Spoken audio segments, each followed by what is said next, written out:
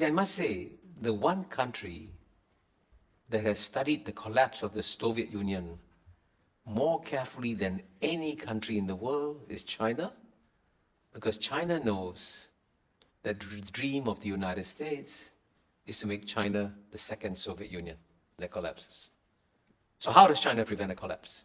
First point, the Soviet Union didn't collapse because of external pressures. It collapsed because of internal weaknesses. And so China realizes, to make sure I survive, I must have a very strong, dynamic, which is why they're massively educating their people and growing their economy so that they don't become a second Soviet Union. The second thing the Chinese learned from the collapse of the Soviet Union was that the United States succeeded because it managed to get a lot of the neighbors of the Soviet Union to join the containment policy everywhere. Western Europe, Japan, South Korea, right? Both ends of the Soviet Union. So what did the Chinese do? The Chinese launched a preemptive strike against a containment policy. I'll give you a simple example. Singapore is part of Southeast Asia, and we are part of an organization called ASEAN. And ASEAN started as a pro-American organization, okay? In fact, when ASEAN was created on August 8, 1967, both the Soviet Union and China denounced the creation of ASEAN as a pro-American organization, right? And it's true, ASEAN was pro-American, pro-Western.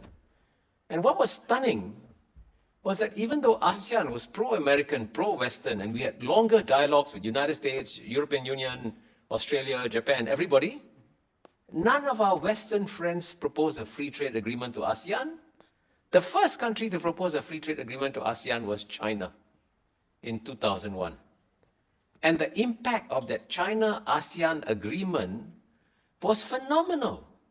Because in the year 2000, and that's when China proposed the free trade agreement, ASEAN's trade with the United States was 135 billion, and our trade with China was only 40 billion. So US trade was, more than 3.5 times what China's trade with ASEAN was.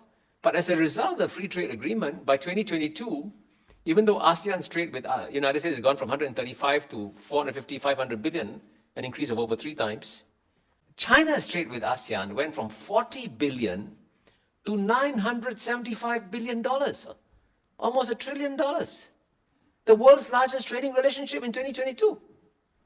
So then there's no way ASEAN can join a containment policy against its largest trading partner. So that's part of the Chinese strategy. And I mentioned a third one very quickly. You take the Belt and Road Initiative that China has launched, building infrastructure in all corners of the world. What does that mean? Every country in the world says, oh, this infrastructure is good. I need Chinese fast trains, I need Chinese highways. And then would you join a containment policy? You won't. So it shows you that they have systematically worked out a grand strategy.